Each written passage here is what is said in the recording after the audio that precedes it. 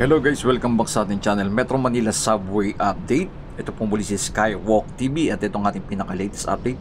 Dito po tayo nanggaling mismo sa may barangay Ugong, Mindanao Avenue.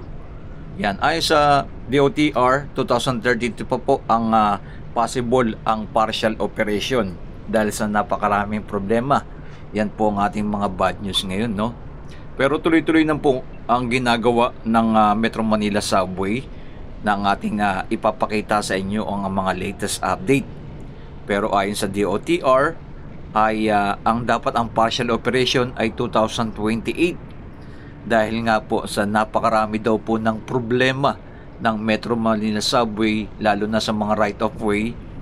Kaya eto, dahil sana dito mula dito sa may Valenzuela hanggang diyan sa may North Avenue, yan na lang po sana, no, magkaroon sana ng partial operation. Pero yun po ang ating mga nabalitaan. Kaya ito sa left side natin, ito po yung ginagawa dito sa may Mindanao Avenue, ang first station ng kauna-unahan sa ating bansa, ang Metro Manila Subway. And comment nyo na below kung ano po masasabi nyo po dito sa proyektong ito na ating tuloy-tuloy nating ina-update. Ito po ipapakita natin mula dito sa may Mindanao Avenue. Ayan, ito na po yung pinaka-boring machine na hinukay nila dyan. Na ayon po, no, mula sana sa December, no, na may kukonek na po dito sa may Mindanao Avenue hanggang dyan sa may Quirino Avenue Station. Ayon po, no, sa mga nakalap natin na may impormasyon. Pero itong update natin mula dito sa may Valenzuela hanggang dyan mismo sa may Show Boulevard Station. Yun lang po yung pinaka-latest, no? Medyo bagal-bagal po ang ginagawa ng iba't ibang mga station na ating ipapakita sa inyo. Di po natin alam bakit ganun po ang mga nangyayari sa infrastructure project. Hindi po na anuhan, no? And comment nyo na lang po below kung ano po sabi nyo po ito sa Build Better More project natin and Build project natin. Ayan, dire-diretso po yan dito sa may Mindanao Avenue. Medyo mahaba-haba na rin po itong kanilang ginagawa dito. Mula dito naman sa may Quirino, yan, nakikita nyo naman po, eto na, nahukay na po nila to. Ayan, nakaready na rin po yung mga boring machine dito. Ayan, pinaka-underpass dito, ako dumaan. Bali, kinakat na lang po natin yung mga video kung saan malapit mo yung station na lang po ang ating ipinapakita sa inyo. Dahil napakahaba po nito mga kababayan, mula dito sa may Valenzuela hanggang dyan sa may Show Boulevard. Umabot po ng 2 oras po ang kukuhanan natin, no? Dahil may traffic pa po kasi. Pag umaga po kasi yung mga rush hour, talagang napakahirap duman sa EDSA. Mga kulang-kulang ganong oras po, no? Lagpas 1 oras po. Ayan po ang Quirino Station. At mula naman dito sa may Tandang Sora Station, makikita nyo naman po, napakalaki na rin po ng pinaka-progress dito. Yung pinakagitna po, no, na tag-isang lane ay nasakop na rin po nila. Dahil dito nga po manggagaling yung pinaka-singawan po ng subway. Yan na ating ipinapakita sa inyo. Yan, ito po yung mga latest update natin. Yan, nagkakaroon na rin dito ng moderate traffic dito sa area na to. Yan, nakikita nyo ng ating drone shot natin dyan.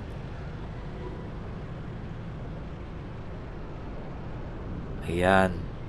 Tuloy-tuloy na rin po ang mga gumagawa dito. May mga empleyado rin po sila dyan.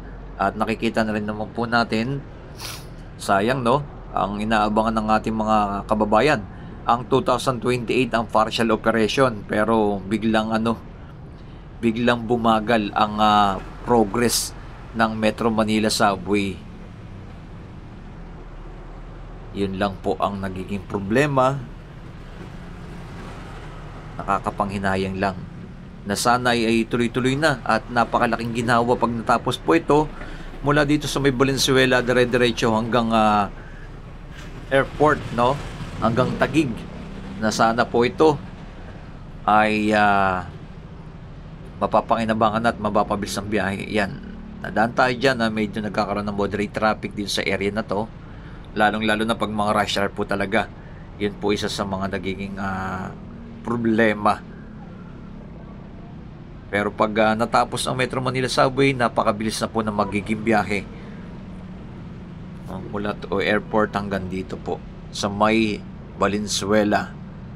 Yan, like and comment. Salamat sa isang mabuting pagkakataon na tuloy-tuloy ang ating pag-update sa iba't ibang lugar upang mabigyan kayo ng mga impormasyon at mga latest na nangyayari, lalo-lalo na sa napakalaking proyekto dito sa ating bansa na kauna-unahan, ang Metro Manila Subway na ating pinapakita sa inyo.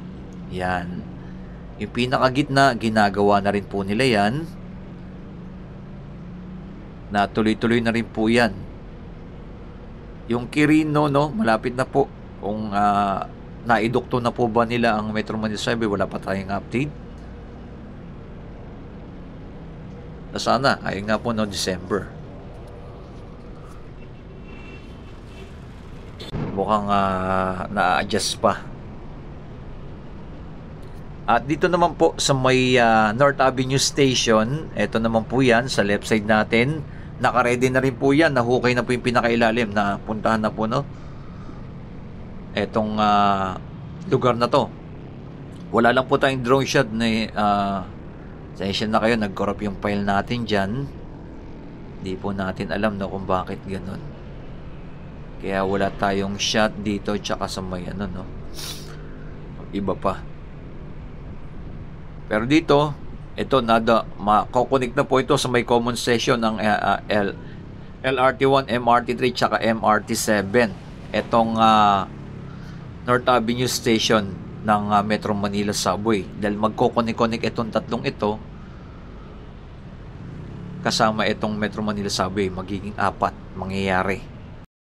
Ito naman yung pinaka-latest update natin sa may Quezon Avenue Station. Napakalaki pong station na to. Malapit na rin po mismo sa MRT 3. Yan, na ating ipinapakita sa inyo. Tuloy-tuloy na rin po yung ginagawa dito. Napakalawak na rin po ng station dito na sinimulan na rin po nila. Yan ang pinaka-good news. Dito sa area nito ay tuloy-tuloy na po ang paghuhukay, no? Yan. Pero nakita natin yung mga empleyado nila ay kokonti lang po. Yan. Dito naman po mismo sa may Camp Crame naman tayo. Ito ang ating pinaka-latest update natin dito. Tuloy-tuloy na rin po yung paghuhukay. Dito po ang station po dito sa may Camp Crame.